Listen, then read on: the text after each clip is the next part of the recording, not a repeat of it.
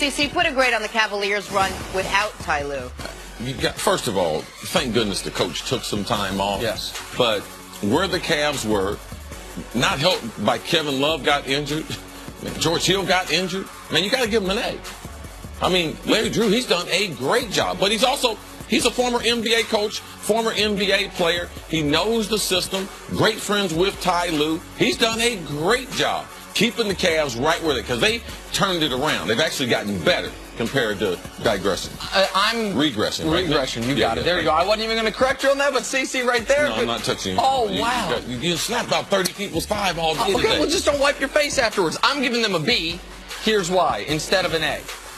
What? I'm just giving you advice. You're worried about touching my hand, just go clean it off after the segment. Give me the Let me tell about this real quick. I'm giving them a B because the defense has maintained this bad level without Ty Lue, right? That part didn't get better. That part's going to have to get better in the postseason. What would their record have been with no coach if LeBron was playing at this level? 6-3, 7-2. So, and the George Hill injury, while that's obviously not the coach's fault, that happened while he was coaching, and that could hurt them into the postseason. So, can't give them a full A. Larry Drew did an excellent job. I give them Larry Drew found your boy, JR. Oh, yeah. JR's back with the team. JR is back with the team. No soup, no soup for you. No, correct, Jenna.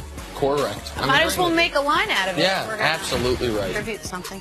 Sticking with hoops, rumors are circulating that Lonzo Ball could be shut down for the season with a lingering knee injury. Ball is averaging 10 points, 7 assists, 7 boards in his rookie year.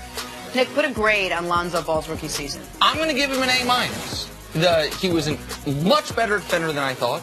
He was as good of a passer as I thought he could be. Better rebounder. His shooting was not as good as we had hoped. But we saw that the Lakers were much better with him than without him. And I'm going to do one of Cece's tricks. Like, I'm a professor. Lonzo really deserves like a B+. But the professor knows the kid's family, knows he's got some issues going on at home, knows the kid could use the A-. Like, you know what? I'm going to give you the A-, kid. Ty goes to you, Lonzo. A- for Lonzo Ball. That's what my coaches told me. Always go talk to the teacher. Make it personal. Make sure that they know who Chris Carter is. They don't have to know that you play ball, but let them know that your face, you got an identity, you're a real human being. So when they put that grade down, because I give them a B.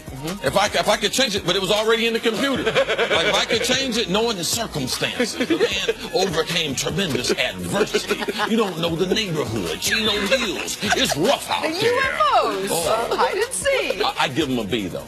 He's going to be a good NBA player. Our expectations, were they realistic? But he performed to a B level. Looking forward to year number 2 with him with the Lakers. Absolutely. Good stuff. To the NFL, Brandon Cooks was dealt from the Patriots to the Rams on Tuesday.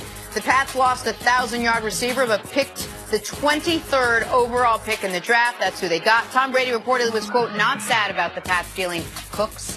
CC, put a grade on the Patriots side of the trade. I'm an A. Don't make a bad contract. This is going to cost them about $40 million. If you look at the free agency, wide receivers, not even, I'm talking about the go-to guy. Guys are getting $12, $14 million. Why strap yourself with a contract you're not going to be happy with? When you got your best player in Tom Brady, 5 Super Bowls, making $14 million, you can't pay Brandon Cooks that type of money. A for the Patriots for staying true to form. I'm going to give it a C because I think they could have stayed true to form and just not dealt him. He was not yet a free agent. They could have done what they did with Malcolm Butler and kept him for one more year.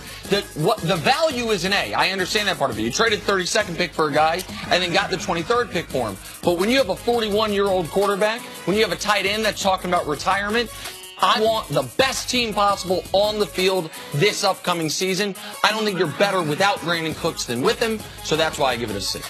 All right. Brandon Cooks, though, wasn't the only big name shipped out to L.A. He joins Marcus Peters, Ndamukong Suh, and Aqib Talib as off-season acquisitions for the Rams. Head coach Sean McVay will have his hands full balancing all the new locker room personalities. Nick, put a grade on the Rams' big-name off-season acquisitions. I give it an A. I think the Marcus Peters acquisition was the most important one they did. They also picked up Aqib Talib. All of a sudden, after having questions at the cornerback position, you have one A-level corner and one B-plus level corner. We'll see Suh's motivation as he is all of a sudden on a winner, potentially, and playing for another new contract, and they understood the circumstances they have. surrounding Aaron Donald's contract, Todd Gurley's contract, Jared Goff's contract. They're going for it right now while those guys are on rookie deals. For all those reasons, I give this an A. Jenna, I don't know if they do this at Binghamton, but Ohio State, they will give you an incomplete.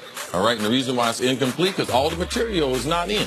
There's no way we can judge this team right now on what they've done. Until we see them into the season, we see how this defense responds, we see how these personalities work out, and we need to see them with some adversity. Let's see them when they get on a 2-game losing streak, or they play bad, the offense doesn't score a lot of points. Let's see if all these personalities. So next year, when they complete the work, I will give them a grade. They give incompletes in Ohio State?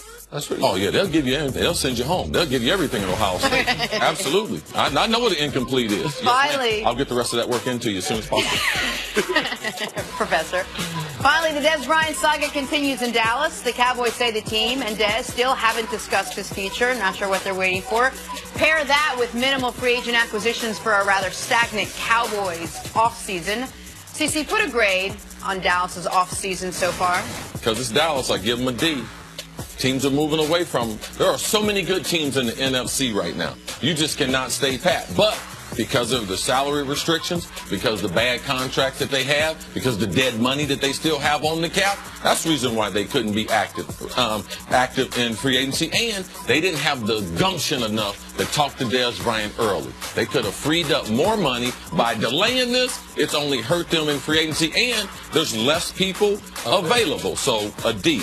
I give them a D as well. The only reason it's not an F is because they didn't lose anyone significant to free agency. Sean Lee didn't retire. They didn't have all of a sudden some guy they were relying on not coming back. But you can't upgrade them for any upgrades they made. You can't say, oh, well, here's the key player. I mean, I like Allen Hurns. Yes. But if you weren't good enough last year and Allen Hurns is your major free agent acquisition, that's not a great offseason. I don't know why you said you're surprised they haven't talked to him sooner. We've been talking to him basically for the last 6 months.